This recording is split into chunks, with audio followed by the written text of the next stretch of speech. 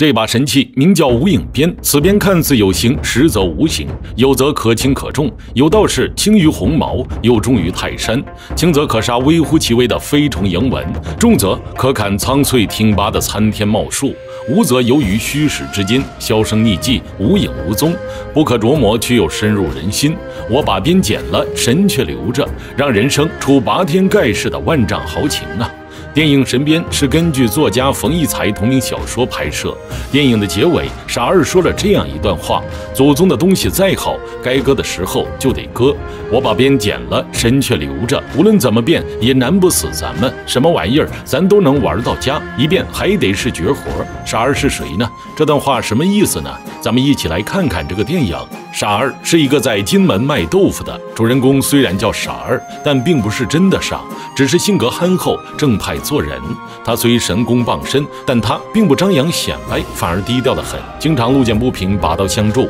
故事发生在嘉庆年间，皇帝庆典在天津卫这个地方举办的时候，大混混玻璃花在此闹事儿，正好撞见正义凛然的傻二。傻二哪能忍人作恶，3下5除2，一套辫子功的收拾了他。玻璃花没吃过这种大亏，心生怨恨。玻璃花和傻二之间就此结下梁子，他俩这种敌对的关系串起了整个电影。玻璃花丢了面子后十分愤怒，便挑拨天津当地几位高手要收拾傻二。然而傻二一套辫子功早已出神入化，百发百中的弹弓好手戴奎一被打得心服口服，连金门的祖师爷索天祥也在他的辫子功下碰了一鼻子灰。没办法，谁让他倚老卖老呢？大家注意看，来的高手都挺会摆谱，但傻二在他们对战的前后一直都特别谦虚，礼数周到，也符合咱们传统文化中的先礼后兵。傻二连胜天津高手后，名声逐渐响亮，玻璃花又花了大价钱请了东洋武士，想要一雪前耻。玻璃花到达英租界的时候，被网球打中的时候破口大骂，得知是洋人打的时候，表面很傲气，内心很怂，只好忍气吞声。从这里也看出他的欺软怕硬的性子。还有后面他进了宾馆后，对新鲜事物都很好奇，用喝茶的方式喝咖啡，惹得洋人大笑，但他不以为然，这也表现了他骨子里的傲气。东洋武士给傻二送去战帖，傻二得知是洋人的战表后，心感懊悔，自己不该不遵循父亲遗嘱。菊花妹子的父亲劝说他振奋国威民智，在这劝说时候的台词也表现了咱们国人融入血水的文化自信。在邻居小妹的刺激下，傻二迎战了，大战东洋武士之后，他的名声逐渐几乎达到了巅峰。傻二的胜利不但压住了洋人的士气，又宣扬了咱们中华的国威，还有以牧羊人悬赏白银1000两，要剪断傻二的辫子。邻里老伯说，洋人想偷神鞭，是想亵渎咱们国民的精神，深知毛发乃祖宗精血凝成，一根不得损失。这里表现了咱们的家族宗族观念十分的传统保守。傻二借此向老伯表明了对菊花的心意。老伯只叹口气，镜头一转，直接到了傻二和菊花表明心意。菊花却带他到了一片小树林，告诉他小时候被洋人在这树林欺负的秘密。在这里大家注意看，傻二得知的时候说为什么不告官，拳头攥得特别紧，胳膊也绷直了，这也表现了他内心此刻的恨意。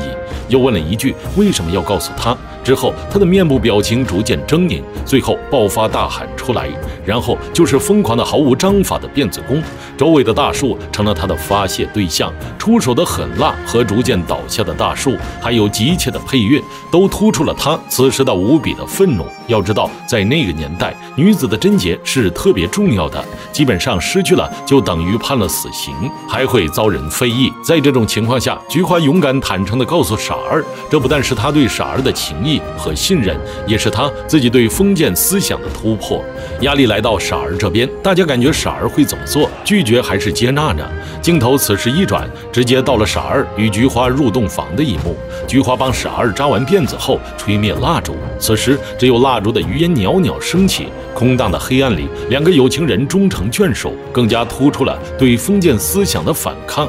之后，就是在众人的怂恿下，以及刘四叔亲头愣的邀请，傻儿加入了义和团，参加了反抗洋人入侵的战役。义和团里都是各路英雄豪杰，有刀枪不入的筋斗悟空，有头碎大石的光膀汉子，还有耍三节鞭虎虎生风的。傻儿的辫子功更是让士气大振。战场上，一方是队形整齐、步伐划一的洋枪大炮队伍，还有西洋式的奏乐；一方是唢呐敲锣打鼓的战乐，散乱且毫无章法的阵型。手拿大刀长枪的汉子还没有见到敌人就倒下，成片队友的义和团。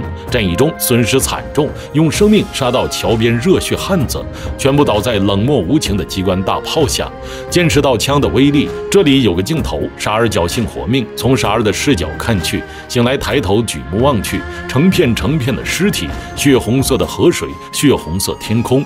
傻儿发现刘四叔的尸体，发现自己的辫子被打断了，气氛一甩，然后视角由近拉远，从傻儿眼前逐渐到了天空中的俯视视角，血红色的河流与狰狞的大地，像一条吞噬生命的大嘴，无不表现了战争的无情与残酷。这里也告诉我们，落后就要挨打的道理。后面就到了中华民国，玻璃花当了一个小队长，专门抓了菊花的父亲，剪了他头发泄当年之恨。菊花父亲被剪头发后发疯了，然后带着枪去找傻儿雪恨，傻儿躲了起来，玻璃花扑空，然后就到了开头那一幕，整个电影就结束了。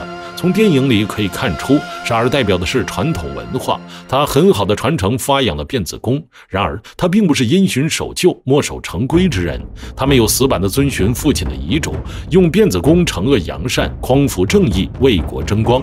电影想向咱们表达的精神，可以引用作者冯骥才这一句话：“古非今兮今非古，今亦古兮古亦今。多想精气神里找，少从口眼鼻上认。”虽然古时候和咱们现在的生活有很大的差距，但是很多道理是相通的。面对传统文化，咱们要取其精华，去其糟粕，而不是照本宣科。对于傻儿家的神变功的传承，也不是一成不变的。他的老祖宗最先练的是问心拳法，来自佛门。练习的时候必须刮光头，这是为了不让敌人抓住头发。然而清军入关之后，男子被要求留辫子，不然就会被砍头。于是他的老祖宗就将问心拳法转变在辫子上。中华民国的时候，全国开始剪发易服，傻儿又把辫子剪了，练就一手出神入化的好枪法。因为他的内心与精神是与时俱进的，所以他能变化自己的思路，摒弃不合时宜的东西，勇敢地接受新文化，不断适应变化。简单来说，就是学其神，忘其形。形是时刻千变万化的，但其神是在这变化中不变的。这让我想到了咱们上了这么多年学，毕业了感觉自己啥都不会，毕业证书似乎什么也证明不了，但又好像什么都可以证明。